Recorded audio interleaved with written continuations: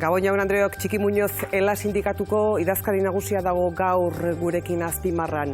Martxoaren 10ean egokitu zaio gurekin egotea, martxoaren 8 itzalean seguruenera azkar xamara ahaztuko diren hainbat datu oraindik ere bizi-bizi dauden une honetan. Adibidez, gogoan hartuko dugu Nazio Batuen Erakundeak New Yorken esan berri duelako 75 urte beharko direla gizon eta emakumeen arteko soldata berdintasuna lortzeko edo 80 urte baino gehiago beharko direla arlo ekonomikoan berdintasunera heltzeko.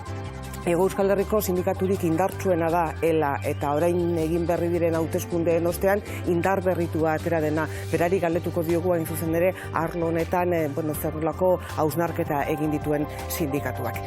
Berari azpimarra egiteko Itziar Nogueras, Zigor Urkiaga eta Felix Arrieta daude gaur gauean gurekin eta Adrian Zelaia ere hementxe izango da. Eta gaur Nerea Azurmendi kazetariaren hausnarketa izango dugu. Asteartea da azpimarra gehiago hasi egingo gara.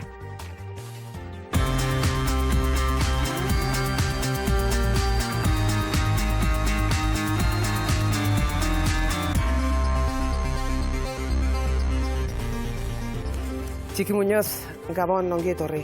Gabon. Zemoi zaude? Ondo. Ongi? Bai. Datu batzuk aipatu ditut, Nazio Batuen Erakundeak martxoaren 8 inguruan emandakoak 75 urte soldata berdintasuna lortzeko, 80 baino gehiago jardun ekonomikoan berdintasuna lortzeko, eta Ela sindikatuak ze proposatzen du hori gainditzeko eta ez 75 edo 80 urte behar izateko, emakumeak erdiak beste egoera bat izan dezagun. Esparru horretan eta beste esparruetan ere dugu proposatzen duguna politika nola dagoen ikusita eta gobernuek nola dagoen ikusita ze politika mota egiten duten borrokari gabe ez dugu ezer lortuko. Eta emakumeen desberdintasun horretan guk desberdindu behar dugu alde batetik zer dioten legeek eta zein dena realitatea. Eta segurazki momentu hontan emakume bihurtzen da helburu bat prekarietatea areagotzeko. Ikusten badugu datuetan ze agertzen den eta esate baterako kontratu parzialak ze agertzen den aurpegia da emakumeen aurpegia. Eta hori baldin bada erabakia, boteren erabakia baldin bada hori, emakumeek sufrituko dute prekarietatea oso sakona, oso gogorra. Seguruenerik politikak eta sindikatuek eta giza banakoek gutako norberak eman beharko du borroka hau eremu politikora, esan nahi nuke eremu politikora estruktura guztietara baldin eta honek nolabaiteko erantzuna izango badu, ez bestela nolabaiteko erretzeloa daukat hori martxoaren 8 bueltan aldarrikatzen dan zerbait izaten dela eta urtero egiten dira nolabaiteko aitortzak, baina hortan baino ez direla geratzen aitortzetan. Baina egunero egiten ditugu borroka, esate baterako esparru sindikalean gu orain dela gutxi aurkeztu ditugu legebiltzar desberdinetan bai Iruñean eta bai Gasteizen ILP bat, herri ekimen batzuk, subkontratazioan gertatzen dena aztertzeko eta muga batzuk jartzeko eta mugarri batzuk hori jartzeko prekarietatea esakontzeko eta oso pozik gaude Iruñean legebiltzarrak ontzat eman du gure planteamendua eta oso kezkatuta gaude esate baterako Gasteizen gertatzen denarekin. Alderdi desberdinak ari dira lantzen bertan bera usteko hori eta guk esparru horretan zen neurtzen dugun, zer egin dezakete administrazioek bere esparrutan, adibide moduan. Egiten dutena, azpikontrata horietan, da erabiltzea emakumea lan baldintza bera eramateko. Onartzen ez badute herri ekimen hori, errazago izango da hori lortzea enpresarioentzat. Alderdi ezberdinak esaten dezunean, zer da alderdi guztiak, alderdi batzuk? Kasu honetan alderdiak izan dira, alderdi popularra, alderdi sozialista eta EAJ. Hori, momentu honetan, ari dira lantzen, ez onartzeko herri ekimen hori legebiltzarrean. EAJak esate baterako erabili zuen Bizkaiko aldundiak eztabaida hori ez egiteko legebiltzarrean. Esanez, bere aldundian, Bizkaiko aldundian eragina eukiko zuela. Hori abertzela ikuspuntotik legebiltzarrera esatea ezin dela erabaki edo ezin dela eztabaidatu hori legebiltzarrean kontraesan handian da. Eta guke hori eragin handia dauka lan baldintzetan hori aurrera joaten bada. Eta aukera dute, administrazioek ontzat ematen badute hori, aukera dute bere esparrutan adibide on bat jartzeko. Hori da guk eskatzen duguna. Eusko Alderdi Jeltzalea Euskal Autonomia Erkidegoko alderdirik bozkatuena eta esan dezagun indarra handiena duena da, zergatik uste duzu duela jarrera hori? Bueno, ez dakit guri azaldu ziguten, haientzat ezela bater erosoa iniziatiba hori, eta erabaki zutela bertan bera ustean. Eztabaida hori ez egitea. Hori da, haiek esan zigutena. Demokratikoki hori ezin da egin gizarte demokratiko batean. Eztabaidatu behar da dena, guk nahi dugu hori eztabaidatu, eta guk nahi dugu mugarri batzuk jarri, prekarizazioa ez handitzeko esparru desberdinetan, administrazioan ere. Esan dut saioa hasi orduko Euskal Herriko sindikaturik indartsuena zaretela, eta gainera berriki egin diren hauteskundeetan indar berrituta atera zaretela. Euskal Herrian ordezkaritzaren 35,7, EAen 39,88, 0,27 irabaziz, eta Nafarroan 0,26 irabaziz, 1,21,53. Ongi esan ditutatuak? Bai, gutxorra. Borroka esan dezu gaur, eta borroka esan dezu azken urteotan. Eta, bueno, emaitza hauen aurrean gehitu dezu kontrabotereko sindikalismoa indarturik atera dela. Nori bidali diozu mezua? Jaurlaritzei, gobernuei eta patronalari, biei alde banatara, batzuri besteari baino gehiago? Guk laburbilduz esango genuke sindikalismoak ez dauka etorkizunik kontraboterean ez badago. Eta hori da ondorio bat, baina aztertu behar da politikan zer gertatzen den, aztertu behar da ze eragina duen momentu hontan kapitalak, lortzen du dena, eta emaitza horietan nik lehenengoa esango nuke militantziaren balioa. Emaitza horiek ateratzeko guk nik azpimarratu behar dut militantziaren lana ze handia egin duten lan hori aurrera eramateko emaitza horiek, ezta? Eta hortik aurrera patronalari helak zer esango dio hori ikusita, gu garela oztopo bat, oztopo antolatu bat, prekarietatea ez handitzeko, hori da hela. Eta gizartean, prekarietate soziala ez handitzeko, gu gara oztopo bat. Eta gu lan egiten dugu hori egiten. Eta azpimarratu behar da, esparru pribatuan, esate baterako gu hauteskundeak egiten ditugu, emaitza horiek lortzen dira hauteskundeak egin eta gero, eta patronal munduan esate baterako ez dago hauteskunderik. Inork ez dakize ordezkaritza, benetako ordezkaritza dutenik. Eta guk esaten dugu, azken boladotan asko esan dugu horretaz, Confebask esate baterako, bere ordezkaritza dala emandakoa, eta erabiltzen duela ordezkaritza hori, bertan bera usteko eztabaida soziala, eta behar dugu eztabaida soziala, eta bertan bera eta blokeoa egiteko negoziazio kolektiboan. Hori patronalari. Patronalazari garela nahiko argitutzat jodezue bere garaian egindako salaketa Confebask eta laben ilegalizazioa bideratu zezaken neurrien ingurukoa, nahikoa argitu da, bereiek ukatu zuten, baina nahikoa argitu da ukatzeko hori egin dezaketena da erakutsi Madrilera bidali zuten agiria, eta hori ez du erakutsi. Gobernuak ontzat eman du patronalaren nahia, baina gurekin egon denean gobernuak aitertu digu paper horiek benetazkoa direla. Guk ez dugu ezer asmatu, benetazkoa direla. Patronalaren nahia da ela eta lab desagertzea oztopoa garelako. Gu oztopo bat gara, baila bere, eta hori izaten gairenean Confebask planteatu duena, izan da hori. Oso erraza da, eta guk eskatu diogu, erakutsi mesedez, Madrilera pasatu zituzten papera. Hori ez du egin. Eta hori ez du egin, eta Eusko Jaurlaritzak eman dio, nik ez dut esango arrazoia, baina elkarrizketa sozialaren maila egatzen eman dio arrazoia patronalari. Babesa eman dio patronalari bere naia. Legebiltzarrak ostiralean erakutsitako jarreraz, zer diozue?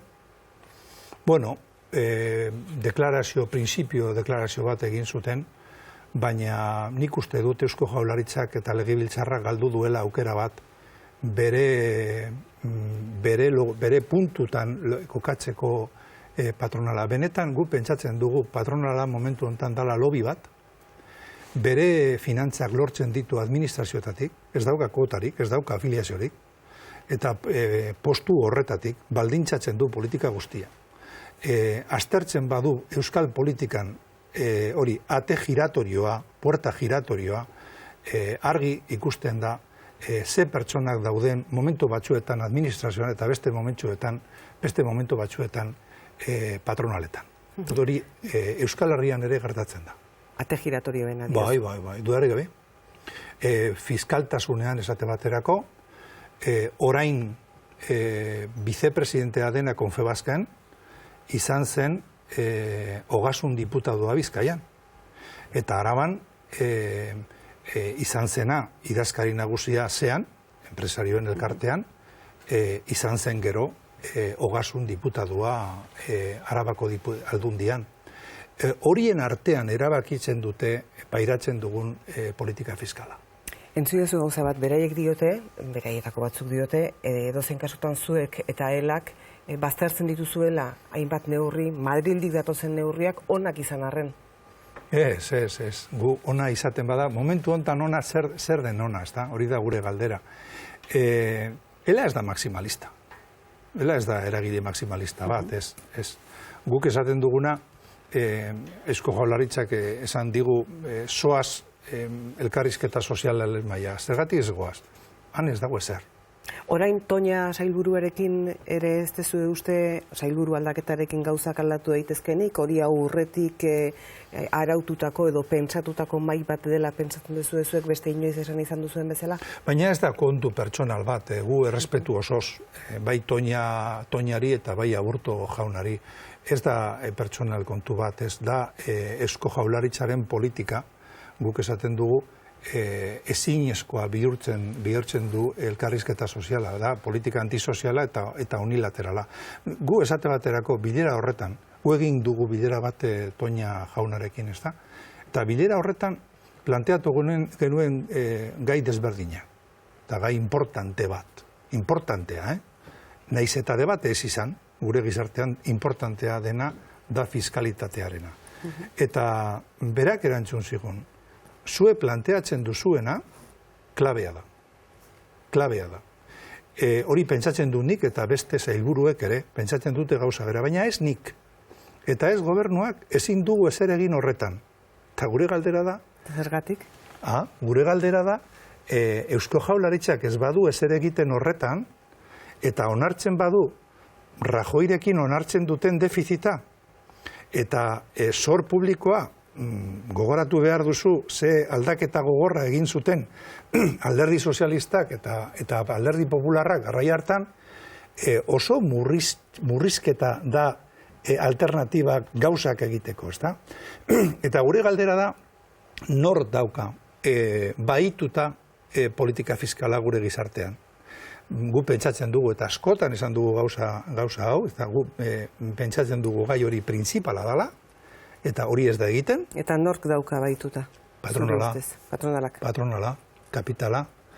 Patronalak esate baterako lehen esan dut puerta giratoria horretan Aldundian egon zena eta Confebasken vicepresidentea dena. Hori asteburu hontan esan du administrazioek ez dute bere lana egiten. Eta nik guk irakurri dugu Confebaskek zek esaten duen. Confebask eskatzen du haien zergak murriztu eta gastu soziala murriztu. Galtzen bada bat, egin dezakegu bestea, ezta? Eta guk hori aztertzerakoan ezin da ulertu fiskalitatean gertatzen dena gure gizartean, jendeari esan behar zaio ze aldea daukagun Europan dagoen presio fiskalarekiko. Ego Euskal Herrian lor daitezke 6.200 milioi euro gehiago.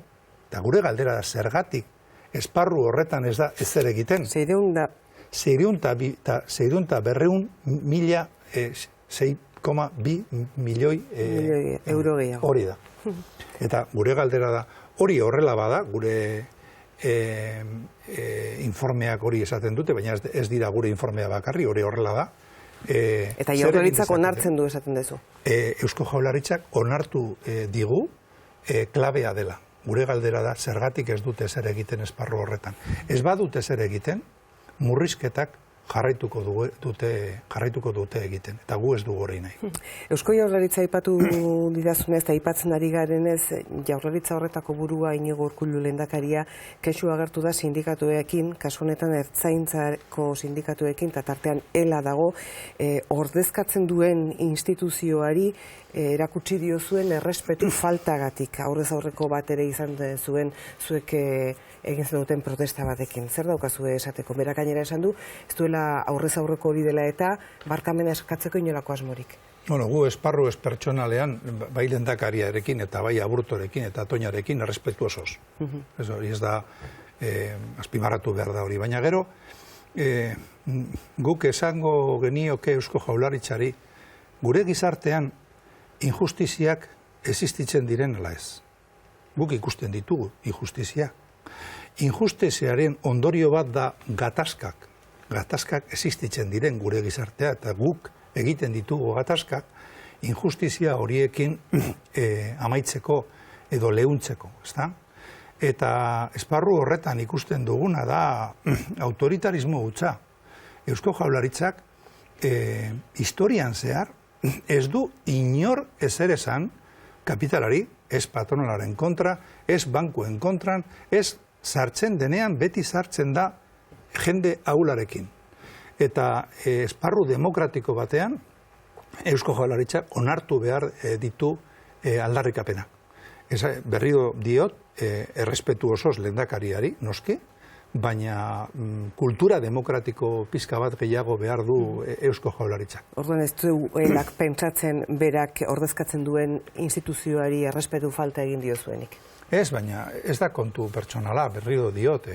Eusko Jaurlaritzak berresparrutan dauka negoziazio kolektiboa, eta negoziazio kolektiboa esate baterako suntsituta dago, ez dago.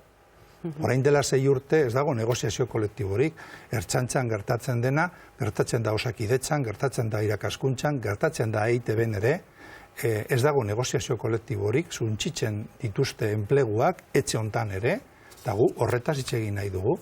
Eta berriro diot, kultura demokratikoa behar du Eusko Jaurlaritzak onartzeko gure gizartea desoreka handia dago, desoreka handia, legeek lortu dute hori, desoreka handia eragin du legeak, eta gure aldarrikapenak aurrera eramateko gizartean gatazkak daude, eta onartu behar dira gatazka horiek, eta noski gatazka horiek bideratu behar dira. Baina borondatea falta, borondaterik eza somatzen dugu Eusko Jaurlaritzan elak. Gaur funtzio publikoaren mahaira itzuli zarete, zergatik? Itzuliez, parru honetan, gu alde egin genuen negoziazio kolektibotik maitik, hori bai. Baina gaurko mailan eztabaidatzen zen enplegu publikoaren legea. Eta gu mai horretan egon ginen eta jarraitu dugu egoten. Orain dela 5 hilabete Eusko Jaurlaritzak esan zuen erakutsiko zigula bere proposamena, eta gaur gu joan gara mai horretara horretaz hitz egiteko. Eta Eusko Jaurlaritzak gure planteamentutik ez du ezer hartu. Gauza batzuk hartu ditu, baina nabardurak, fondoan ez du ezer hartu. Beraz, ez zaudete pozik. Ez, Eusko Jaurlaritzak esparru horretan ere, irakaskuntzan bezala lomcerekin eta beste esparruetan ere, egiten duena da Madrildi datorrena hartu eta kopiatu. Eta bere legeetara eraman. Hori da bat. Bigarrena, esparru publikoan gu planteatzen dugu negoziazio kolektiboaren eskubidean zertan gelditzen den. Ez dago, eta ez dago borondaterik hori berreskuratzeko.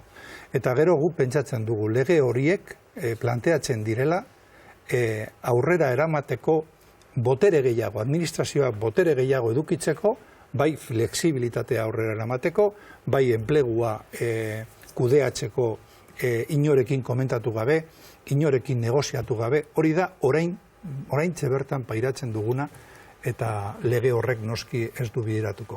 Gaur bestalde Eusko Jaurlaritzak iragarri du 2012. Urtean langile publikoek kendutako soldataetako bat itzultzen hasiko dela apirilean 25% ordainduta. Ez da berri ona hori, ez da berri ona, ez da berria hori, ez dakizen bat aldiz entzun ditugun, ez da? Baina orain badirudi epea jarri diola. Bai, epea bai, baina hori joan zen urtean Espainiako lege aurrekontuetan onartu zen, eta orain Eusko Jaurlaritzak egiten duena Madrilen onartu zena hemen egitea. Eta esan du, ez dakit ze hilabetean, urrengo hilabetean uste dut izango dela, ordainduko duela parte hori. Baina Euskal Herrian bertan aztertzen badira administrazio desberdinak, ikus ditzakegu administrazio desberdinan paga osoa ordaindu dutela. Alderdi horrek ere, administrazio desberdinetan paga osoa ordaindu duela. Aurreratu gabe, urtez aurreratu gabe. Alditik gainera, bai udaletxetan, bai aldundietan, paga osoa. Galdera da, zergatik Eusko Jaurlaritzak ez du hori onartzen. Batzutan pentsatzen dugu guk, ondo datorkiola Eusko Jaurlaritzari Rajoy planteatzen duen politika. Erantzun digute, ez daukagu dirurik, lehen esan dut, ez daukagu dirurik ez daukagu borondaterik dirua lortzeko, dirua egon badago, baina ez dute nahi politika fiskala ikutzea. Hori jarraitzen badu, pairatuko dugu berriro, edo jarraitzuko dugu pairatzen egoera hau. Gipuzkoako Ogasunak atzo iragarri zuen inoiz azalderatutako zerga iruzurrik handiena azalderatu duela. Nola baloratzen duelak Gipuzkoa egiten ari den lana? Zuek iradoki izan duzuen bidetik, edo ez duzue gustoko Gipuzkoako Ogasuna egiten ari den bidea ere? Aztertu behar da esan dutena, ez da? Baina egun hauetan normalean, ez bakarrik Gipuzkoan, baizik eta Gipuzkoan, Araban, Bizkaian, agertzen dira aldundiek esaten hori. Iruzur fiskala, datuak, eta nik uste dut hortik haratago jo behar dugula. Lehen esan dut ez dago partizipaziorik, opazidade handia dago aldundietan zergak aurrera eramateko, iruzur fiskala ez da ez dago politika fiskalik horren atzean joteko. Joan zen hilabetean jakin dugu Faltzianiren asuntuarekin zer gertatu den, ebasioarena. Transparentziarik eza eragotzen du hori gure gizartean, ez da? Eta eztabaideen artean, gure iritziz, eztabaideen artean, eztabaida nagusienetariko bat da politika fiskala. Eta guk egin dugu, eta jarraituko dugu egiten, borroka eta proposamenak hori aurrera eramateko. Gainera, gizartean, jendeari esaten basaio jendeari, zuzen nahiago duzu, zerga gutxiago ordaindu, edo zure semearen ebakuntza ordaindu. Horrela planteatu behar da. Dirudunek ez daukat inolako problemarik ebakuntzak ordaintzeko esparru pribatuan. Dirua ez dutenek bai. Eta esparru horretan faltsukeria handiarekin egiten dela debatea. Eztabaida hori irabazi behar dugu, eta ez dugu oraindik irabazi, baina irabazi behar dugu eztabaida fiskala. Ogasunaz ari garenez, egin dezagun salto Nafarroako Ogasunera, Osasunako partiduen salerosketarekin, eta izan diren ustezko diru erabilera okerrekin, badirudi nahikoa bat eginda ageri dela, azken egin diren deklarazioen arabera Nafarroako Ogasuna ere. Zer iruditzen zaizu? Bueno, Nafarroan nik ez dakit momentu honetan zer daguzutik. Erortzen denean zerbait, erortzen da dena, eta opus falta zaio erortzea. Ez dakit hori ikusiko dugun, ojala. baina gertatzen dena momentu hontan nik uste dut oso kezkatuta daudela, erregimeneko jendea oso kezkatuta dago, eta ea posible den hori aldatzea, hori da gure nahia. Aldatu behar da Nafarroan ere gertatzen dena. Eta gaur jakin dugu, adibidez, de Miguel auzian epailak 26 lagun inputatu dituela, asko Eusko Alderdi Jeltzaleko kargudun ohiak izandakoak. Eusko Alderdi Jeltzaleak eskatu du, guzien errugabetasun presuntzioa kontutan hartzeko, eta gainera iradoki du, 5 urte eta gero justo orain hauteskunde aurre honetan gertatu izana inputazioa, esanguratsu egiten zaiola. Bueno, transparentzia osoarekin eta amaieraino. Hori ez esparru horretan ere, baina gertatzen dena, korrupzio, bi mota daude korrupzioa, ez da? Bat da hori izaten bada, eta hori epaileak esango du zer dagoen horren atzean, eta bestea da legala dala. Legala izatea ez da justua izan. Eta segurazki mundu hontan korrupzio handiena egiten da legala. Esate baterako, adibide bat. Zapatero utzi zuenean bere gobernuaren presidentea, karpeta bat galdu zen. Karpeta horretan elektrikei buruz, Iberdrola, Endesa eta hori, esaten zen, enpresa horiek bueltatu behar zirela 3.000 milioi gehiago kobratu zutelako. Karpeta hori galdu zen. Iberdrola, kabiezez asko kontratatu ditzake, kabiezez ez bakarrik Kutxabanken zegoen, nola erosten dute enpresa handiek politika bere esanetarako kokatzeko politika guztia. Ez badugu hori aztertzen, ez dugu inoiz jakingo, zergatik pairatzen dugun politika. Horren atzean, ez dago bakarrik abiezez, dago beste jende mota, azebez, ez dakizer, jende asko, egoten dira politikan, sartzen dira politikatik eta sartzen dira gero enpresa handietan.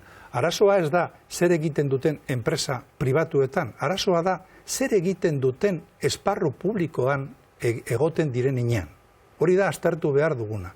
Hori da ate giratorioa, eta hori ez da bakarrik gertatzen Espainian, Europan gertatzen da ere Hego Euskal Herrian. Bat egin du hori guztiak soziometroaren datuekin ze iruditu zaizkizu?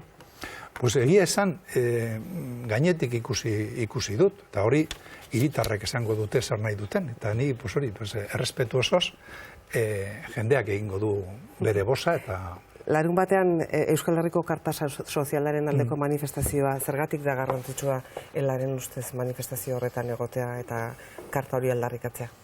Lehen esan dut, ez da, segurazki bi jarrera mota laburbilduz bat da, egoera hontan zer egiten dugun, indiferentea izan, edo gure jendearekin, ahul jendearekin eta sufritzen den jendearekin mobilizazioak egin. Guk pentsatzen dugu momentu hontan administrazioetan esparru oso estua, entramadu oso perfektua egin duten Europan, iaia esan dezakegu berdin zaiela, ze alderdi mota sartzen den administrazioetan, begira zer gertatzen den momentu hontan Grezian, zuk egingo duzu hau, eta entramando guzti horrek bultzatzen zaitu hori egitera. Hausnarketa bat egin behar da horri buruz. Hausnarketa batez ere eskerra esparruan. Bestela, jendeari izaten zaio, hauteskundeak oso importanteak direla, baina aztertu behar da zer gertatu den Europan sozialdemokraziarekin. Gu pentsatzen dugu momentu hontan eskerra izaten bazara, eta sartzen bazara instituzioetan, zuk ez duzu ezer egingo, kanpotik interpelaziorik ez badago. Derrigorrezkoa da mobilizazio soziala, bultzatzeko politika hori aurrera eramateko. Gu labur bilduz esango genuke, aldaketa politika eta sozialaren palanka kalean dago. Horregatik guk gonbidatzen dugu jendea, euskal gizartea, gonbidatzen dugu parte hartzeko, bai Iruñan eta bai Bilbon urrengo zapatuan. Zuek, ELA sindikatua izan da hauteskunde hauekin nolabait irabazi dituena, eta LAB-ekin batera Euskal Gehiengo Sindikala indartua atera da. Euskal Gehiengo sindikala indartu bat ere bai, baina gero sindikatuen arteko elkarlan horretaz, ez da, iaia hitz egiten ere. Ez, hitz egin bai. Igual batzutan ados ez, baina hitz egin bai. Ez gauza desberdinei buruz hitz egin behar dugu, ez da? Daukagu, ela pentsatzen du, lab eta elaren artean, aurrera jungo bagina, izugarri eragina eukiko zuela hori, bai esparru sindikalean, bai esparru sozialean eta bai esparru politikoan ere. Hori da guk nahi duguna, baina badaude arazo batzu, negoziazio kolektiboan, eta badago arazo bat, eta da interpelazioarena, aztertzerakoan zer gertatzen den politika munduan, interpelatu behar dugu administrazio guztiak, egiten badute gauza bera, sindikalismoak kontuan hartu behar du hori, eta interpelazioa egin behar du, eta gu prest gaude horretaz hitz egiteko labekin. Oso handia izango zen lortzen badugu esparri. Behar dugu aliantza hori, baina aliantza hori lortzeko arazo desberdinak daude, eta hitz egin behar da arazo horietaz. Eta nagusiena, zer interpelazioarena? Negoziazio kolektiboaren esparruan gertatzen dena, interpelazioarena, eta sindikalismoa dauka autonomia osoa bere helburuak definitzeko. Ez da ente subordinatu bat. Gero dialektikoki hitz egin behar dugu alderdi desberdinekin, baina gu ez gara ente subordinatu bat. Eta lab ez dut hori nik esan. Ez galdetu egiten dizut, nik galdetu egiten dizut, lab subordinatua da? Esparru horretan, aztertzen badugu, azken bolada honetan gertatu dena, ondorio desberdinak atera ditzakegu. Hasi ziren bere garaian bankarizazioarekin, fiskalitatearekin, finantza kontseiluan eman zuten bere onespena bai alderdi EAJ-rekin eta PP-rekin, hori da guk horretaz hitz egin nahi dugu, eta guk planteatu duguna autonomia osoz momentu honetan sindikalismoak egin behar du bere lana. Txiki Muñoz, eskerrik asko gurekin izateagatik, eman dizkiguzun argibide horiek guztiak emateagatik, etorren laiztera Azpimarrara. Eskertzen dizut.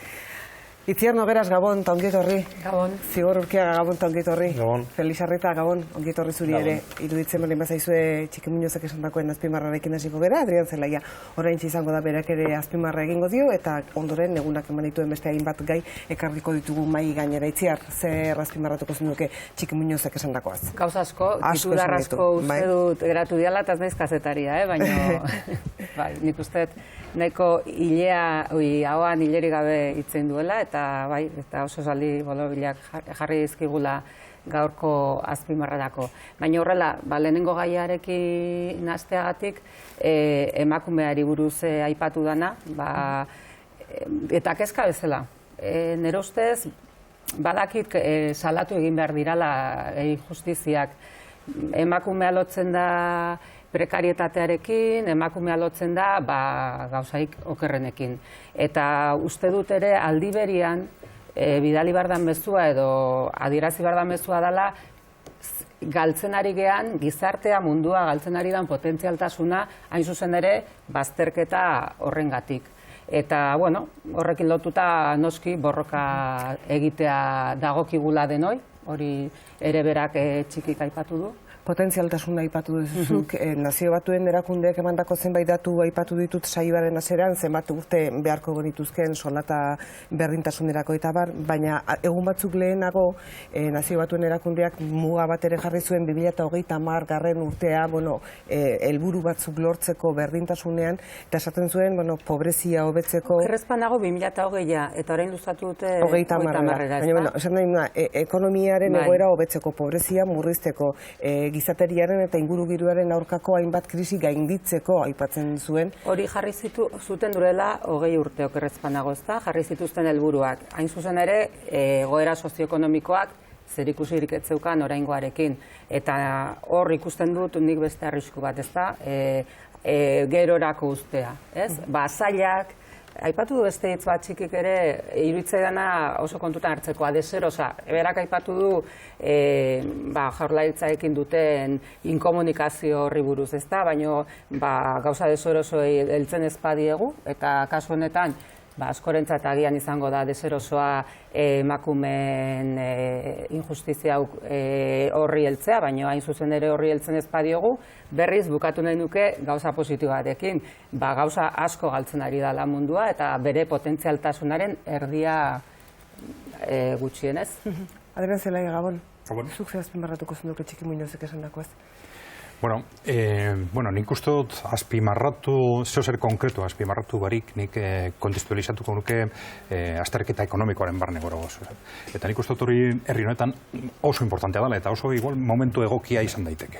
Zergatik, azken urteotan etengabeko arazoa izan dute batez bai euskal sindikatuet, elak konkretuki, giro edo arlo desberdinetatik.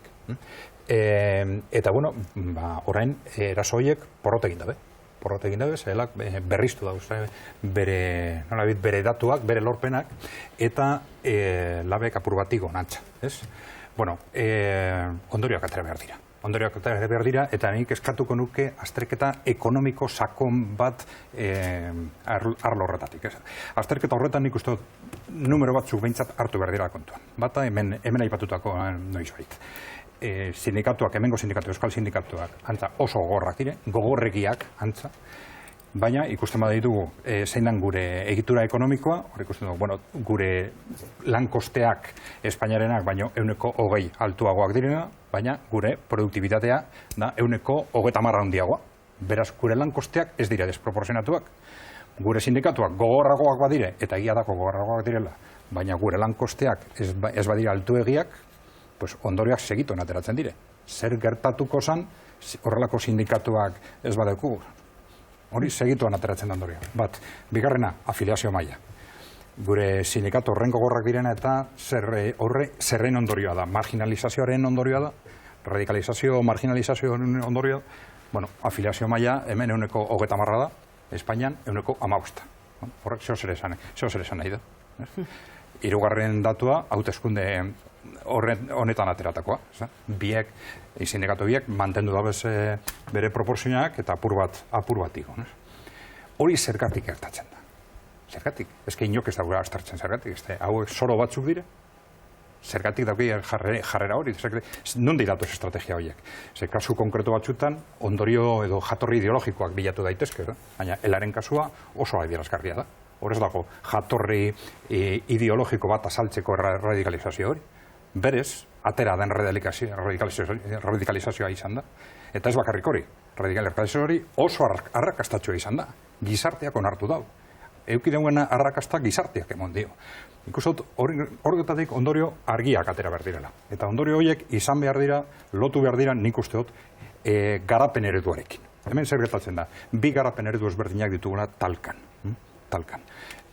Bata, nire ustez, bat datorrela gure egitura ekonomikoarekin, eta da, prinsipioz, teknologian, prestakuntzan, oinarritutako garapen eredua, eta garapen eredu horrekin bat datoz soldata handiak adibidez. Eta beste garapen eredua dago oinarrituta lan koste bajoetan. Bigarren garapen eredu hori oso lotuta dago Espainiak duen egitura ekonomikoarekin. Eta krisia lehertu zanetik garapen eredu hori hainbeste interes dagoz, nik uste dut ekonomikoki oso okertuta daudenak, baina interes dagoz aprobetxatzeko Espainian gertatzen ari dana, nolabit hemen etekin batzuk ateratzeko. Hor dago lan erreforma ez dago pentsatuta gure eredu ekonomikoaren txat. Dago pentsatuta Espainiaren egoeraren txat. Barne devaluazioaren barne, lan erreformaren bidez, kosteak murrizteko. Horrak ez dago inolako zentzurik gure egituran, baina inposatzen ari da. Lan erreforma hori praktikan onartzen ez dutenak, soro batzuk dire, eta marginatu behar ditugu, ze ez dago modurik aurrera ateratzeko horrelako sindikatuekin. Baina lan erreforma dino danean, ikusten dugu ikerkuntzarekin gertatzen ari dana. Marginatzen ari dela ikerkuntzan, praktikan, naiz eta ahoz gauza batzuk esan, baina praktikan marginatzen ari dela. Horren nik uste dut talka horren ondorioak oso nabaria dira eta horietako bat da euskal sindikatuen marginalizazioa. Horren nik uste dut sakoneko arazo kultural bat dekogula, eta da pentsatzea sindikatuak beti problema bat direla. Ikuspegi ekonomiko bat, arazo bat direla. Eta soldatekin askotan hori pentsatzen dugu. Hau da, soldatak bajuagoak izatea, igual arazo sozial bat izango da, baina ekonomikoki enpresentzat beti izango da, soldatak apur bat lortzen bada, apur bat bajatzea, fenomeno enpresentzat. Eta ez da hori, ez da holan. Ze hori da bide zuzenena azkenian amaitzeko lan kostetan oinarritutako ekonomia baten. Eta azkenian desindustrializazioan. Baina hori sakonduleki apur bat, baina holan ikusten dugu. Zigor? Bueno, horregaz zera bat adoz, baina ni mai horri beste, ez dakite, ardatz bat ipineko niok, ez da, elako buruzagiak konkretuki jorratu dituen gaietan, ia beti egonda funtzio publikoa begira, ez da. Funtzio publiko. Geu bai badeko zehozer ezberdina estatu mailarekin, eta da funtzio publikoaren pisua. Eta ni askotan, eta mai honetan esan dut, geure herriko ekintza sindikalari ikusten dira da, sektore publikoarekiko menpekotasun larregi. Hemen, afiliazio tasa handi bat daukate eta zenbat direz funtzionario, edo erdi funtzionario. Zeu egiten dozu berba sektore pribatuari buruz, baina ikusten dut askotan sindikatuen ekintza datorrela funtzio publikoan dauzenei begira, ez da? Berak esan dau, ela ez da maximalista, baina, hitz maximalista eta potolak esan ditu, nola sindikalismoa ez daukala etorkizunik kontrapoderen ez badago, ez da, hori argi dago, angura da bena da egitea berizketa bat hemengo sindikatuek eta estatuko sindikatuen artean, ez da, estatuko sindikatuek eukidituzten ustelkeri kasuekin, eta, azkenen gizarte desprestigioarekin ez dute zehozer, ez daukate nioko harremanik eta gura da bena da eurekaz apur bat banando, ez da, baina nik bai ikusten dio dela, naiz da maximalista ez izan, bai egiten dagoela geure lan merkadu hortan enplegu publikoaren aldeko defentsa larregi handiz, eta gero esaten dagoenean reforma fiskalena nik ez dakit nondik ateratzen direzen horrek 6.000 eta 200 milioi euroko 6,2 milioi euro 6,2 milioi euro orduan, zergak igoten ez da, baina zeintzuk zergak zeharkakoak, zuzenezkoak nori geuri, tamen, azkeneko 7 urtetan, Espainiako estatuari egotzi izan zaion gaietariko bat izan da, zergak igo direla. Gehiago ditugu, baina zeintzuk. Justuak direzenak, hau da, progresiboak direzen zergak, hau da, errenta itorpena, edo beza ez da progresiboa. Bihargin batek eta enpresako buruak berdin pagaten dabe tabakoa. Orduan, han bai, konkrezio apur bat falta dela. Erabat adoz iruzur fiskalari buruz esan da benarekin, baina hori politika fiskala hainbat bider aiptatu ondoren, ze politika fiskal gura dabe. Bakarrik impuestoak gehiago aztabal izateko, baina zeintzuk impuesto. Elis. Bai, nik hiru hitz maratu ditut. Bat, fiskalitatea, zigorregia egin du aipamen bat. Nik eskumen mailan baita ere, egia da Jaurlaritzak ezin duela hausnarketarik egin fiskalitatean, eskumena aldundiena dalako, ezta? Eta hor nik uste eredu baten inguruko hausnarketa planteatu duela, egin beharrekoa segurazki, baina herri honetan epe luzera egin beharrekoa, ezta? Bigarrena gatazka, eta nik uste dut hori dela gizarte errealitate bati egindako irakurketa bat, ez? Eta gatazkatik abiatuta, planteatzen dira gero, Adrianek ere aipatu dituen, eredu horien inguruko talkak, ez? Eta ni ez nijoa bukatzera gizartearen izaera gatazkatsua, hori ere ikuskera bada, baina nik bai esango nuke, uste dut Euskal Herrian badauzkagula beste baldintza batzuk gatazka hori kontra jartzen zaizkionak, ez? Eta beste antolaketa eredu batzuk baita ere, gatazka horretan kontrapeso edo kontrapixu bat egiten dutenak, ezta? Eta, batzutan sokari ere tira egiten zaio modu baldintzatu eta modu zehatz batean gatazka hori ere provokatzeko, ezta? Eta, nik ere hausnarketa hori neukan. Eta hirugarrena, oso interesgarri ditu zaidana, da interpelazioarena. Eta, batez ere, Gipuzkoatik gatozenok ikusi ditugulako hainbat diferentzia, ezta? Sindikatuen ekintzan, erakunde publikoekiko, esango nukenik, aurreko legealdia adibidez eta honen artean, ez? Eta egia da, eta badago kontraboterearen esaldi horretan gauza interesgarri bat, kontraboterea izango da erakunde publikoekiko, edo ez erakunde publikoekiko gobernuan nor dagoenaren arabera, ez? Eta niri hori ere interesgarria iruditu zait. Nik ulertu dut, nire interpretazioa izan da, hain zuzen ere erakundeekiko hitz gogorroiek adirazi ditula kapitalarekin guztiz lotura zuzena egin dulako, eta gaina esan egin du, orduan, ez da administrazioa bakarrik, ez dira erakundea bakarrik, baizik eta enpresak edo patronala, barkatu. Eta gero niretzako oso, nik behintzat jasoeten beste komentario interesgarri bat iruditzait edo goenda interesgarri bat prekarietatea aipatu dunean, edo injustizia edo pobrezia hori ez dela arazoa baizik eta ondorioa. Eta nik uste hori oso planteamendu interesgarria dela, hori uste oso garbi ere, orain Frantziako Tomas Piketty ekonomistak oso garbi planteatu duen eztabaida edo gogoeta da, eta nire ustez, nik behintzat hori azpimarratu nahiko nuke, ze hain zuzen ere horrek ekartzen du sistemarekin lotutako fiskaltzaren berregiturak eta sistema fiskalaren berregiturak eta edo errenta nola onditzen ari gehan edo nola ez gehan onditzen ari gogoeta egitera. Ez da horretan sartu, baina nik horrekin lotzen dut. Eta hori, emakumeak arazo bat ez gehan bezala, baizik eta galtzen ari gehan aukera bat, pobrezia ondorio bada, eta gainera, izugarrizko ondorioak eukitzen ari dana gaur egungo sistema kapitalista porrote egiten ari dalako. Sistema kapitalistak ez luke ondorio hauek euki beharko, ondo kudeatuko balitz. Nik behintzat hori, mezu hori horrekin lotzen dut. Ez, horretan guztiz bat, Itziar, esan nahi dut, pobrezia eta ezberdintasunak, ere Piketty hartuz, ezta? Eta ezberdintasunen produkzio hori bai da, eta horretan bat nator ere txikik esan duenarekin, prekarizazioaren ondorioetariko bat, eta hortan jarri beharko nuke deno begira da. Adibide bat jarriko dut, aprobetxatu zigorren bendagola. Banketxeekin lotuta. Lehenu pixkat zirikatu eta aprobetxatu dut. Esan nahi, ari zaigu kapitala estutu eta estutu gizartea, ez da? Estutu eta estutu eta estutu 2008-tik batez ere. Lehenago ere, baina ez ginen hainbeste konturatzen. Ez ginalako hain gaizki ekonomikoki.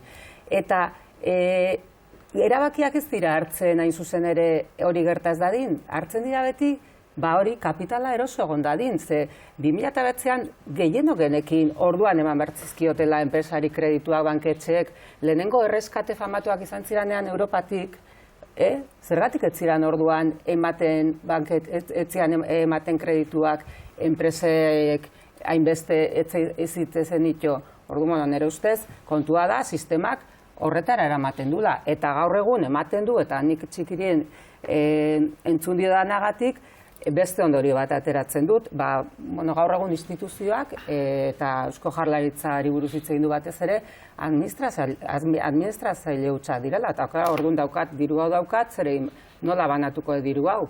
Gutxiago ikerketarako, gutxixio,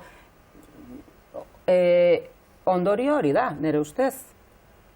Nik ez nuke esango erakundeak administratzaile hutsa direnik, esan nahi dut badaukate gaitasuna politikak egiteko, eta nik ez nator bat berak esan duen. Mugatu xamarra ez, gaur egun.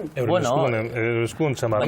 Baina gaur egun eta beti, esan nahi dut, aurrekontuak beti izan direnak, esan nahi dut, zor publikoara jotzeko aukera egonda momentu batzuetan handiagoa, beste batzuetan txikiagoa, orain konstituzioan jarri da muga horren arabera, mugatuago dago zor publikora jotzeko aukera. Eta ez tabaidatu behar dira orduna aldaketa horiek, edo gabezi horiek, edo muga horiek. Zeskatzen dugu, zor publiko egotea? Ez. Oin oso merkia da. Oin estatuak finantzaten dizu Europan, Banko Zentralak erosten txu, atratzen duzun paper guztia. Gehien bat, eztabaida hori gertatzea. Zebira, justo aurreko azpimarran, justo estatuko eztabaidari buruz edo izan genuen, ez da?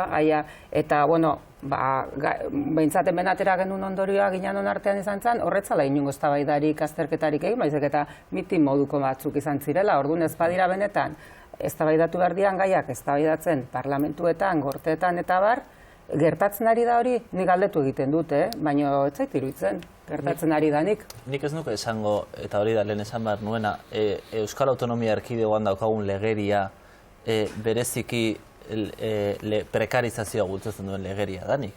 Ez osasun arloko legeria, ez gizarte zerbitzuetako legeria, ez da hezkuntza mailako legeria, esan eta ni horrez nator bat berak esan duenarekin.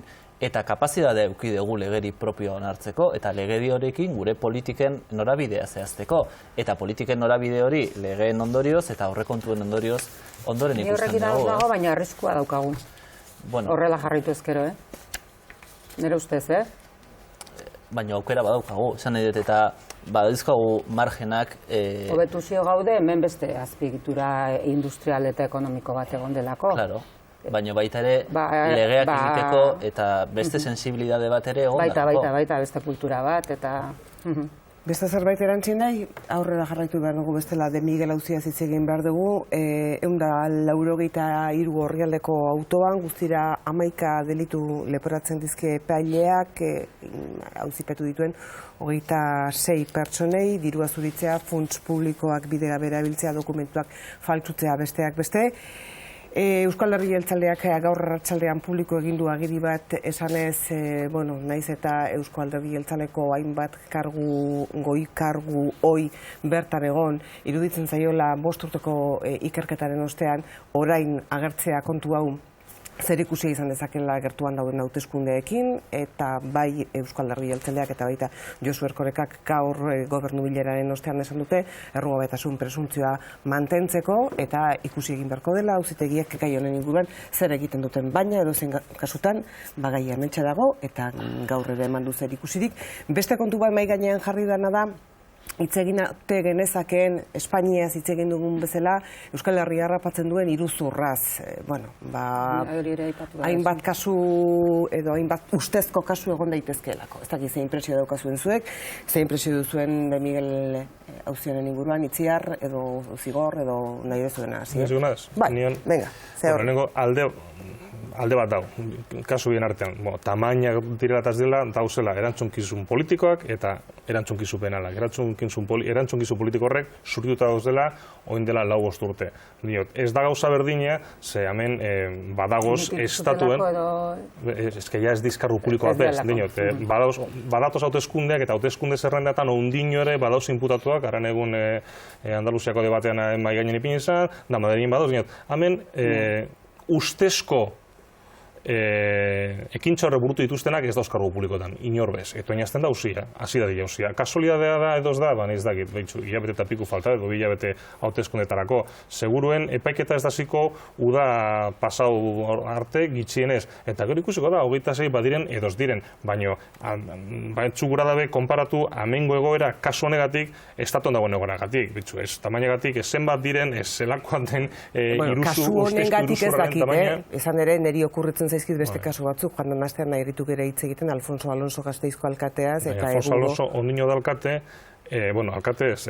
Bai, utzi ezu bukatzen Zigor, esan nahi dut, Euskal Herria iruzurrak ikutu duen edo ez duen, kasu hori daukagu Alfonso Alonso da ministro, eta Maroto alkate, baina hor ere ustelkeria zantzu bat tegatik kontu auzitegiak, fiantza ere eskatu die. Lokalen historial.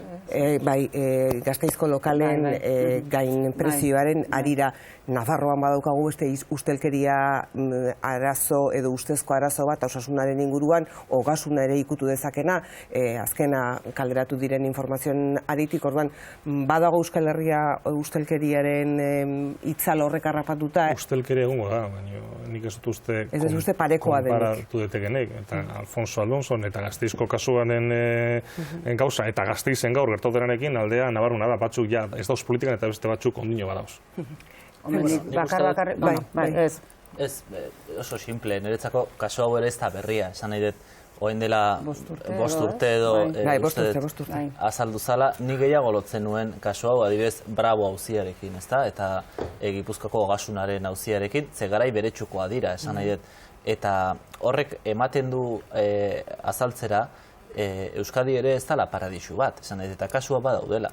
Nik aurreko baten ere uste esan nuela niretzako segurazki gutxiago egongo dira, ze eukidegu lehengo erakunde maila ezberdina dauzkagu, eta horrek kontrola ere haunditzea dakar niretzako, eta gero eukidegu koalizio gobernuen kultura handi bat, eta horrek asko egiten du elkar begiratzea eta abertzu zertan naizean eta ni zertan naizen, eta esango nuke horrek ere lagundu duela. Eta gehiago absolutirik ez da lagun. Koalizio politikoen. Eta askoz gehiago lagunduko luke botere alternantziak. Noski. Noski, baina egon da, itziar, erakunde guztietan, segurazki Bizkaiko aldundian izan ezik. Gero ez dugu bi partidismorik, beti dugu 5, 6, 7 alderdi ganbara bakoitzean, edo udaletxe bakoitzean, eta independentek ez badiz, azkenean bata besteari begira dago. Horre laguntzen duela, alik eta... Horregatik izango nukenik.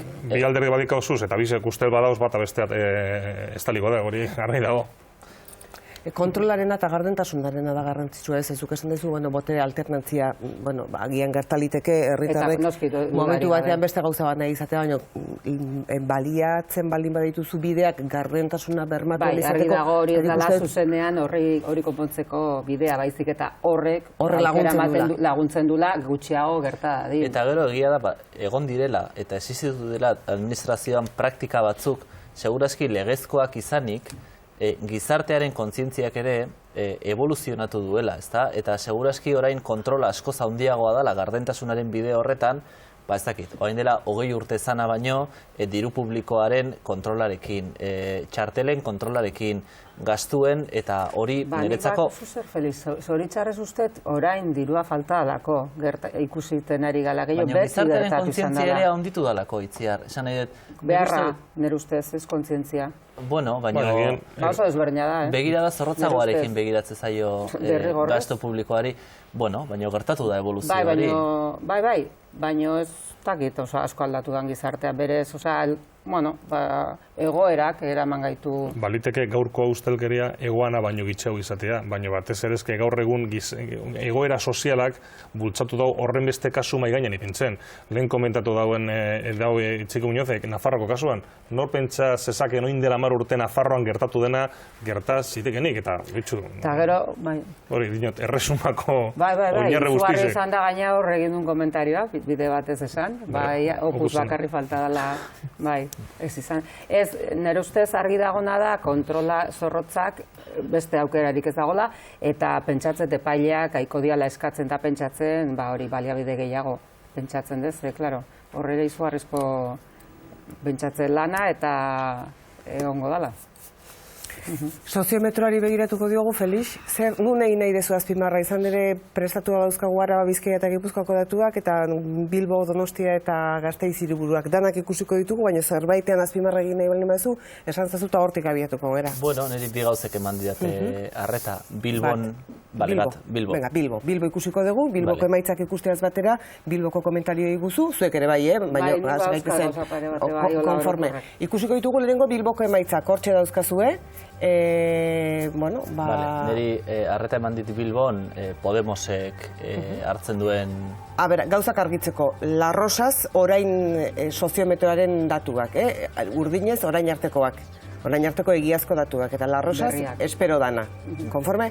Bai, Podemosek eman dizu arreta, bigarren indarra Bilbon, niri harrigarri xamarra zuertatu zait, tendentzia bezala, ez?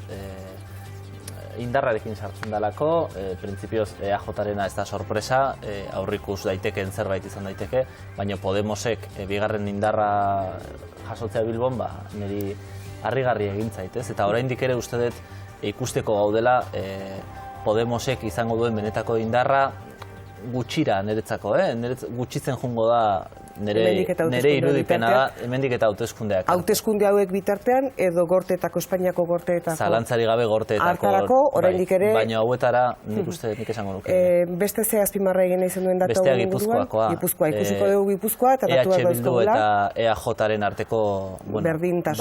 Berdintasun hori, edo borroka hori, bai Gipuzkoan eta bai Donostian, ezta? Eta hor ikusten dan, EAJ-aren igoera hori, EH Bilduren jaitsiera hori aurrekus daitekena bikasutan, baina ematen du benetako borroka egongo dela, bai Gipuzkoan eta bai Donostian. Eta estenatoki interesgarria marrazten da. Donostiari dagokionez, Eusko Alderdi Jeltzaleak gaina Euskal Herria Bilduri aurre hartuko liokeelarik soziometroak esan duenaren arabera oraintxe ikusiko ditugu Donostiako datuak, hortxe dauzkazue,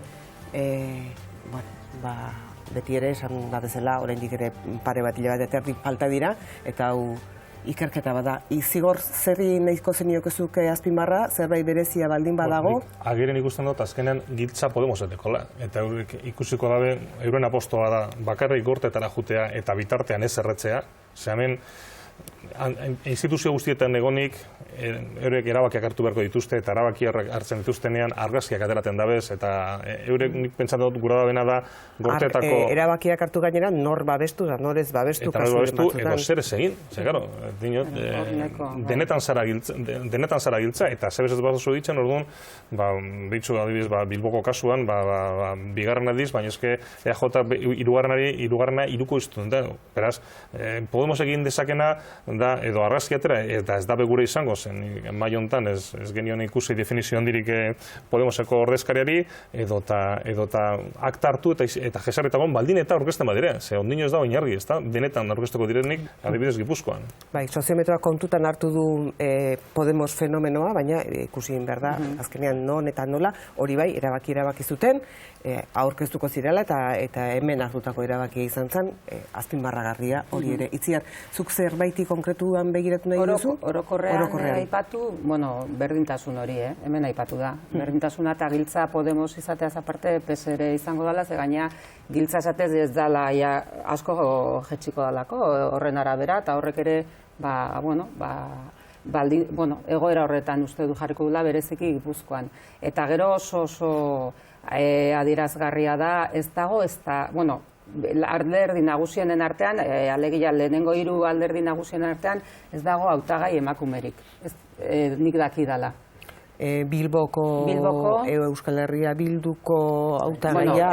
Baina nik ez ditut ere denak ez dut aztertu sakon, baina lehenengo argazkia, gaur edo zeinek internet edo prentsa begiratzen badu, dia aldun gaiak, aldun nagusi gaiak, posible izango aukera gehiena dutenak ateratzeko. Eta Gasteizko EH Bilduko alkate gaia ere esango nuke. Eta, baina, gabezia izugarria da, eta, jarraitzen dugula kristalesko zapai horrei begira, baina nabarmen.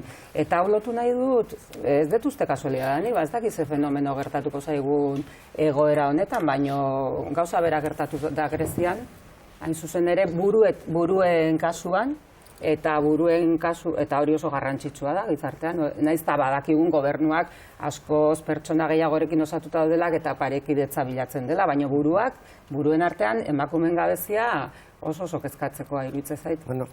Greziako gobernuaren osaketa oso gizonezkoena izan zen, oso azpimarragarria. Ustez, Felix? Bai, aipatu gabe utzi dugu Gasteiz eta Araba, eta niri hor kezkatzekoa, niretzako personalki kezkatzekoa da, PP-eri aurrikusten zaion emaitza, ez da, batez ere... Hemen txera dauzkagu, hemen Gasteizko irudiak, Gasteizko hiriburukoak. Batez ere, geizten jetxiera nabaria dalako, baina hala ere lehengo indarra dalako PP Gasteizen, ez da? Eta hori Marotok egin duen antikampaina hori aintzat hartu gabe, ez da? Eta, nik uste beti esaten ari gerala, baina nik ere gaur esan nahi nuen Ayudas Más Justas plataforma horren erabilketa horri salatu egin behar dela, eta oraindik gehiago ostiralean unibertsitatean egon ziren, mahai bat jarri zuten, eta jende askok ez du ezagutzen zer dagoen horren atzetik, ze mezu zabaltzen ari diren, eta hala ere, emaitza horiek plazaratzea, zer pentsatu ematen du, ez da? Hainbat mezuren erabilketaren inguruan. Eta eragina izaten ari da mezu hori nire ustez, Hori da kezkagarria. Antikampaina baino gehiago kanpaina da.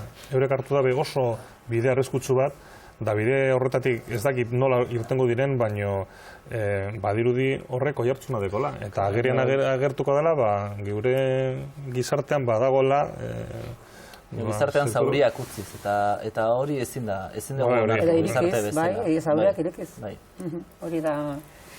Espainiako gorenaren erabakiari begiratu gutxo bat eman nahi nioke, Espainiako Auzitegi Nazionalaren erabakia bertan bera utziz, Espainiako estatutik kanpoko kartzeletan betetako kartzela zigorrak Europar Batasunaren barruan ez aintzat hartzea erabaki du. Jakin da, edozein kasutan, Europak beste gomendio batzuk ematen dituela eta seguruenera beste erantzun bat etorriko zaiola handik.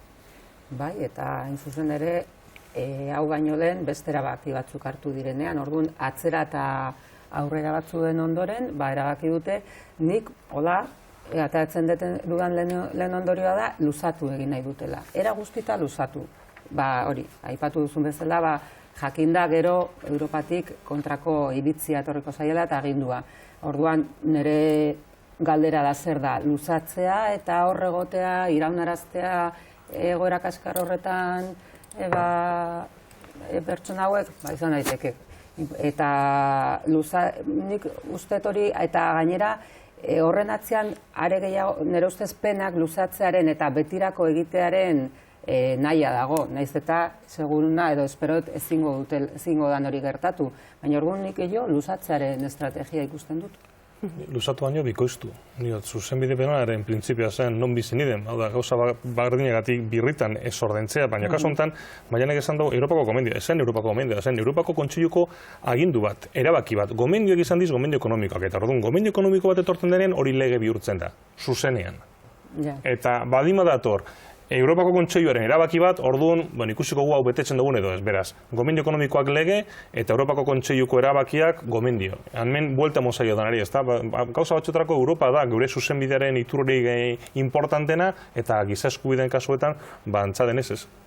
Ez dago zondiri bat gehitzeko, bat nator gaitziarrek eta baizigorrek esan dakoarekin, eta ematen du behin gehiago ere Europak esandakoa gobernuak ez duela aplikatuko, eta hemendik urte batzuetara dagoeneko aplikatu beharko duenean, zigorrak pasata egongo direla.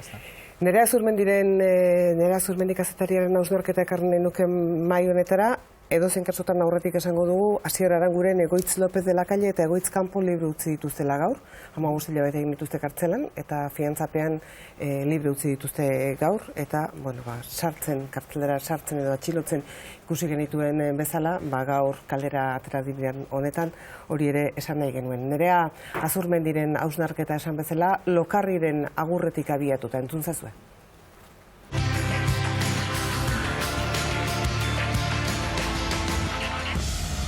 Lokarriren agurrak ez nabarritu ez da sorpresa izan, aspaldi zegoen iragarrita. Baina zertxo bait atsekabetu nahuela ez dutukatuko. 2020ko panorama ederra irudikatuz eta gainerako etxeko lan zerrenda ederra utziz esan du agur Lokarrik. Eta despedida horrek beste bat ekarri dit gogora, orain dela ia 2 urte 2013an Gesto por la Pazek egin zuena. Orduko hartan ere, bere egitekoak eginda zeuzkala esanaz, agur esan zuen erakundeak eta betekizun ugari jarri zizkion gizarteari eta erakundeei. Kartzela politika aldatu, biktimen errekonduzimenduan aurrera egin, gertatutakoaren egia lantzen jarraitu. Eta nik ez dakit ezkor xamarra naizelako edo, baina azken urteetan ez dut aurrera bidea handirik ikusi alor horietan. Hala ere, Paul Riosek asteburuko despedidan esan du bizikidetzarako baldintzarik onenetan gaudela une honetan, edo bizikidetza eraikitzen jarraitzeko baldintzarik onenetan gaudela. Ni baino gehiago dakienez, sinistu egingo diot, baina nik ez dut hori pentsatzen, ez dut hori sentitzen. Besteak beste bizikidetza eta adiskidetzea ez direlako dekretuz ezartzen. Prozesu personal eta sozial konplexuak dira, zailak, gogorrak, eta gizarteak behar ditu saretzen eta inplikatzen lagunduko dion eragileak. Desagertzen ari zaizkigun eragile horiek, edo murrizten ari zaizkigun eragile horiek. Eta horiek gabe, dena politikoen esku geratuko da. Eusko Legebiltzarrean urte eta erdi bake eta bizikidetza ponentzia ezin desataskatuta dauden politikoengan. Nik ez diet legitimotasunik ukatuko, ez dut zalantzan jarriko, baina etorkizuna baikortasunez ikusten ere ez dit gehiegi laguntzen une honetako egoerak. Nerea Azurmendiren hausnarketa izan da hori, Felix, zer iruditzen zaizu? Neri burura ekarri dit, orain dela aste pare bat, egon ginean Donostia 2016 deituta, bakearen inguruko eragile edo deitu zigutenak, nik ez daukat oso argi ni zergatik neon hor, baina hortxe egon ginean, gai hauen inguruan, ez da? Eta nereak plantatu duen hausnarketa hori ateratzen, eragileak murrizten diren honetan, ze mezu gelditu dira gizartean, ez? Eta ados geunden nolabait, baloreak, bai Lokarrik, bai Gestok, bai Gernika gogoratuzek, eta hainbat eragilek zabaldu, bakeolak, zabaldu dituzten balore horiek, dagoeneko gizarteak bere egin dituela, ez da, elkarrizketaren balioa, urkoarekiko errespetoaren balioa, giza eskubideen aintzat hartzea, violentziaren arbuiatzea, gizarte zibilak bere egin dituela, eta beraz, bakoitza guretik hasi gera lanola baitoiek zabaltzen, ez? Eta badagoela humus bat, bakoitzeak hortik hasteko, eta beraz gure lan azala, edo hain norberaren lan azala, gizarte zibila indartzen hastea, beste txokoetan ere, dagoeneko balore horiei ere indarra emateko, ez? Kezka hori azaldu zen, eta handik nahiko pozik atera ginean pentsatuaz, tira, pausotxoak ari gera ematen, ez? Zigor? Nire ikuste eskartu argi niokela Lokarri egindako lana, baina, eurek jaio ziren egoera baten, oin egoera beste bat da. Eurek ez egotea ez dago esan gure eragile sozial berriek egungoz direnik, ez da? Bakoitza bete dau beren etapa, eta jainkoari esker, edo ez dakin hori esker, oin egoera beste bat da, eta bera uste bado bizikidatzea eraikitzeko, jarraitzeko baldintzarik honenetan gauzela, nik ez diot beriturik enduko, eta beste... Egin beharko eguna da ekin, bakoitza gure lekutik. Eta etorriko dira beste eragile batzuk, eta... Egia da era berean Lokarriren aritik, eta beste zenbait eragileren eskutik, badirela herri jarretako hainbat dinamika lanean ari direnak elkarbizitza eta adiskitetzea, eta era honetako lanetan, eta badirela talde ezberdinak, Lokarrik zer ikusi izan du batzutan, beste batzutan ez, baina hainbat talde lanean ari direnak, eta horiek ere lanean jarraitu dezaketela, ez da? Bai, baina nik uste ere pixkate, nereak zandunarekin lotuta ez ditzagun modu faltsuan itxi arazoak, ez? Oraindik ere hemen gabiltza gerra zibil garaiko zauriak itxi nahian, orduan, bai, por supuesto, borroka armatua bukatu izana hori izugarrizko lorpena da, baina horrek gero gizartearen normalkuntza eta bizikidetzako emanbarrian urratsak eta sendatu behar diren zauria sendatzeko nire ustez ez da berez gertatuko. Ez da berez gertatuko, eta horren oso kostiente izan behar dugu, eta benetan horriekin. Ez, noski, nik uste dut lana dagoela egiteko, asko, eta hain maialenek esaten zuen arira, ez? Nik uste badago dela... Ez que justa ipagarria da, Mikel Arregi eta Angel Berruetaren familia artekoak egon dira parlamentuan, eta, entzun behar zaie, adibide bezala badakit, horrelako kasu asko da, ugari dagoela alde guztietan, eta orduan horri denari... Uste dut gure lana dela baita ere, mikroesperientzietatik abiatuta, esan hendik askotan esan dizuet Elizaren kontu hau, ezta? Gu parrokian hasi gera hilabetean behin, tartetxo bat egiten jendeari entzuteko. Besterik gabe jendeari entzuteko. Eta bakoitza bere esperientziatik, auzoan gertatuko gauzetatik, gure auzoan Donostiko Partezarrean gauza anitz gertatua badaude, eta hantxe ematen diogu ostegunetan, hilabeteko azkeneko egunetan, txokotxo bat, ostegunero bakoitzari kontatzeko, eta auzoarekin konpartitzeko. Eta nik uste dut mikroetatik hasita, eta aprobetxatu nahiko nuke baita ere Lokarriri eskertzeko egindako lana, Pauli eta Itziberri eta Maialeni eta hainbat pertsonei, ezta? Baina uste dut poso hori gelditu dela, hainbat, nik Eliza aipatu dut, ni ere hor nagoelako, eta askoz gehiago inbarko luke seguraski Elizak, baina hainbat elkartetan, hainbat pertsonetan, eta asko dago egiteko, baina uste dut, jungo erala bidea egiten, ez? Kultura bat eraikitzen hasi da, eta kultura hori heldu egin behar zaio, ezin dugu zaintzaile bat eduki pedin eternum, ez da? Hori ere, heldu beharko du gizarte honek, eta erabaki bere kabuz. Madrilera begiratu nahi zen duen, Felix? Bai, oso divertigarri dago, eta hartu jazu mesedez divertigarri haukakotxen artean, Esperanza Agirreren festa pribatu hau, ez da? Izendatzen haute ostiralean, eta horrengo gunean esaten dut dimitituko dudala baldin eta nire taldea egiten ustenez badidate, eta horrengo gunean Mariano Rajoyk esaten du, nik uste dut oso lotuta dagoela hau alderdien barne demokrazia faltarekin, eta behatz santuak izendatze prozesuarekin, eta orain Marianoren behatzak ez dakin hor izango dela esaten du, eta, alderdi sozialista ez da diferentea, Madriden ere ikusi genuen ze pasatu dan, Angel Gabilondorekin, eta enijoa konparatzea... Donostian ere gertatu da, ez? Donostian ere, bai, PP-ren kasuan, eta tira, nik uste dut hor badauzkatela alderdiek hausnarketa bat egiteko barne demokraziaren inguruan, bitartean guk, Madridekoa nik divertimenduz ikusten dut, Donostiakoa ez horren beste, seguraski gertuago tokatzen zidalako, baina tira, en fin, polita dago. Esperantza Aguirrerekin ez gara aspertuko sekula. Hoi da. Artxanko atera da kartzelatik, Adrian Zelaia, eta, hortxe ari gera begira lehentxago ere aipatu dugu, Nafarroako Ogasunarekin zer harremana izan ote zuen Osasuneko partiduen salerosketa horrek, ustezko diruak gaizki erabiltzeak. Batzu begiratu diote erabat futbolari eta futbolean beste ekipo batzutan ere gertatutako antzeko egoerei, eta beste batzuk irakurketa gehiago egiten dute lehen zigorrek esaten zuen hildotik gehiago Nafarroan egon den alderdi politiko zehatz edo alderdi politiko pare zehatz horren inguruko agintzeko modu eta agintzeko jarritako pertsonei. Zuk zein irakurketa egiten duzu?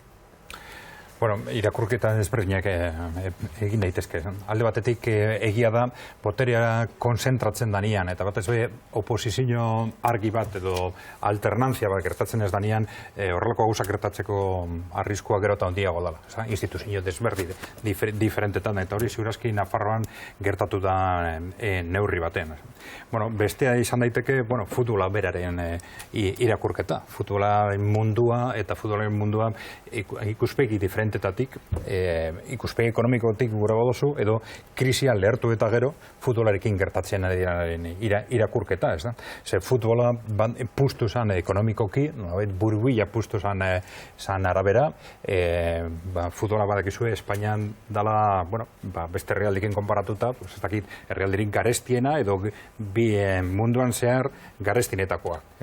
Eta beste arloetan inbertitzen ez den neurrian futbolan askoz gehiago inbertitzen ari da. Eta inbertitzen ari izan batez be burbuiarekin batera. Eta hausnarketa hori adibidez ez da etorri. Ustelkeri konkretu batzuk kenduta, gizartea eta botere publiko jarraitzen dute futbola apoiatzen etengabe eta iaia betiko indarrarekin. Nik uste hor beste hausnarketa bat beharko litzakela.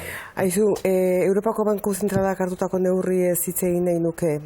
Deflazioari aurre egiteko omen, neurri historikoa, araua, orain hartako araua, hausten duelako, ala esan zuten. Ala da zure ustez ere? Ez horren beste. Prozedurak aldatzen dira, baina oin 2 urte, 3 urte, antzeko operazio bat jarri zan martxan, 1 bilioi bat euroekin gutxi gora bera neurriaren aldetik antzekoa, da orain planteatzen dana, prozedura diferentea da, kasu bietan azkenean benetan gertatuko dana, eta ikusi behar da bakarrik estatu batuetan eta antzeko prozedurekin zer gertatu den. Hau da, horrelako operazioen arazorik funtsezkoena da, benetan ez direla amaitzen ekonomia realean, praktikan azterketa diferenteak dagoz, baina eguneko hogeian, amaitzen dira ekonomia realean, bestea bankuetan geratzen da.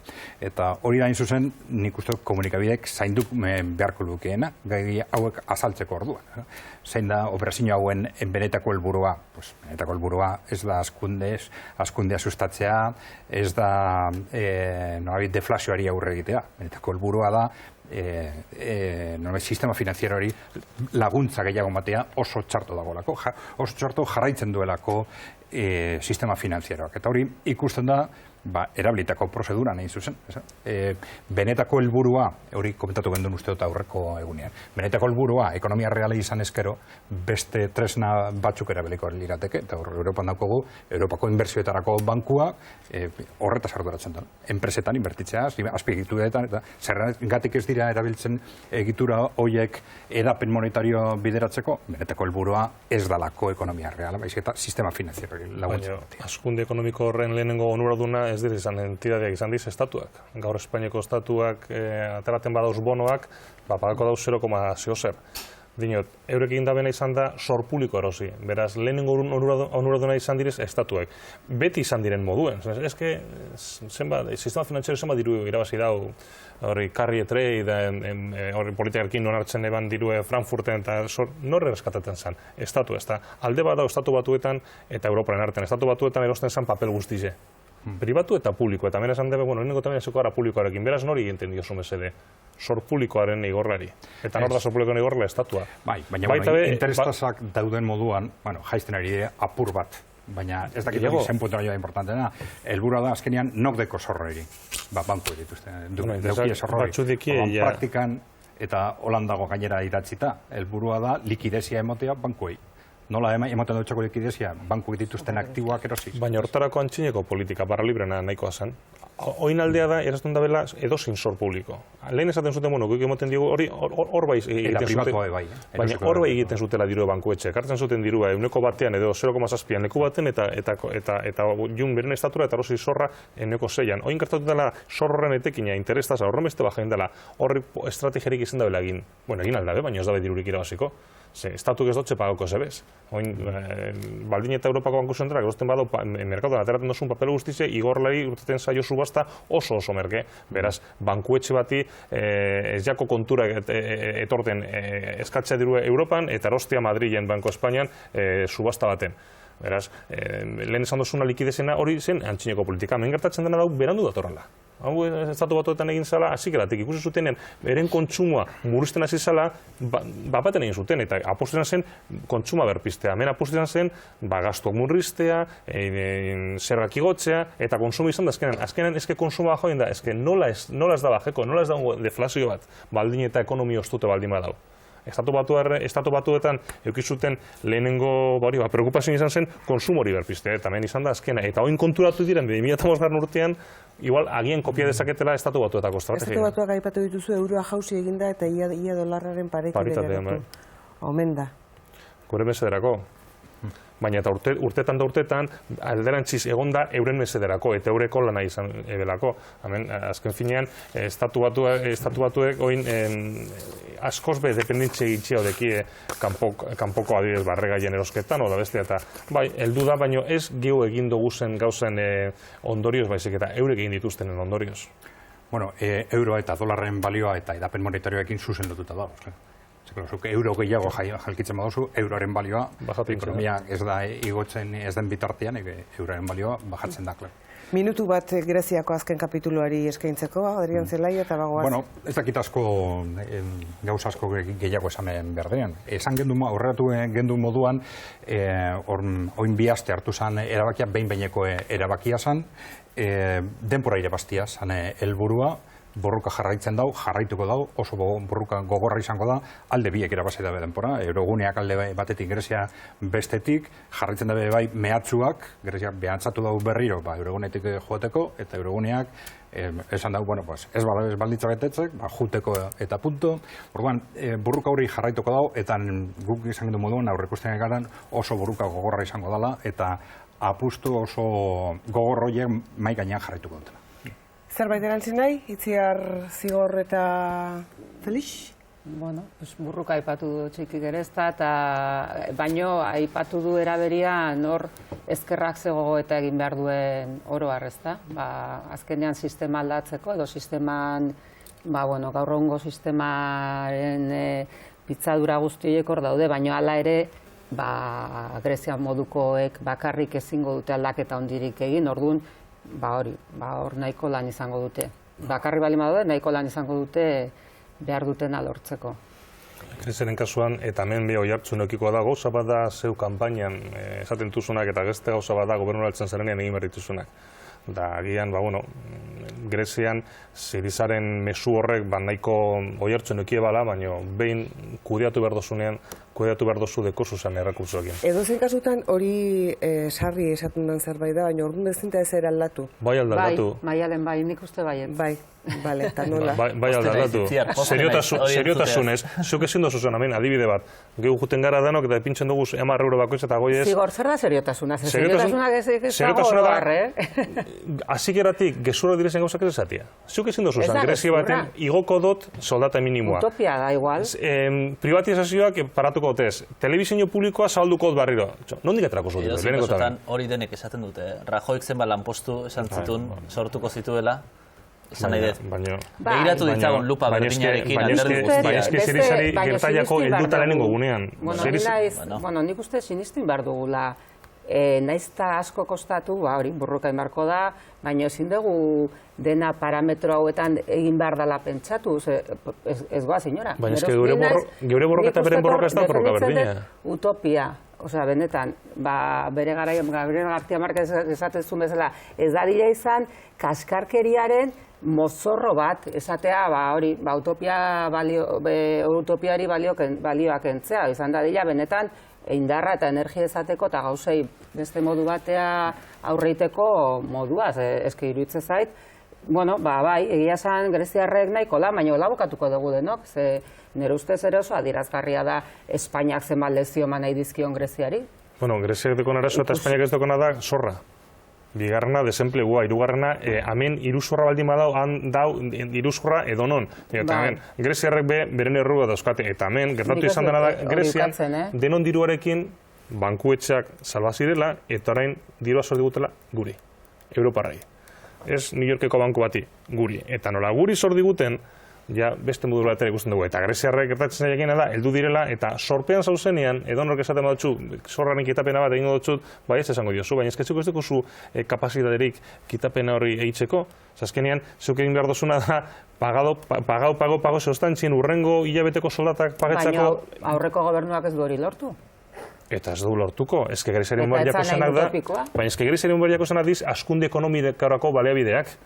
Ez gehiago eskatu eta gehiago zute zer daudena da, deukaten zorra berriro negoziatzen. Eta horrek denbora asko beharko du. Askunde ez dagoen bitartean, desemplego ez da bajeko, euren errazu ez da gaur pago ez pago, bezik eta ekonomi horrek etorkizunik baldin badeko, eta etorkizun horretan eurek zerrak pagatuko dituzten ala ez. Bueno, baina zorra beti lotzen da, jakina, askunderako dauden aukerekin. Kontua da, zorra hori ordaindu behar izatea, ala, ordaindu behar izateak asko baldintzatzen dauela askunderako aukerak. Nik uste dut, arlo ideologikotik jaitzez oso kontu praktikoa da. Azkenean, gastuetarako bai, eta promesa horiek betetzeko, ala ez betetzeko, oso dauden aukerak oso diferentiak dire, segun zor guzti hori ordaindu behar bada, ala ez da ordaindu behar. Baina ez da bakarrik ordaindu behar dan ala ez, o nola ordaindu behar dan? Baitare, azkenean gauza biak antzekoak izan daitezke, azkenean zorra berregituratzea edo... Nahi izan ezkero, baina espazaio, orain Bruselari gustatzen Grezian dagoen gobernua, hor tensio hori handia izango da, hori argi dago. Zorraren baldintzan gaur ez dira txarra, gertatzen dena da zorra hain handia da, imposibili dela pagatzea. Bueno, orduan, zuk esaten handi zara. Imposiba pagatzea, orduan, ez eskatu murrizketa gehiago, eta erun dirua askunde ekonomikoa ekar ditzaketen ekimenetara, eta ez bakarri, emoten da bezorra, egoan zorra pagetako.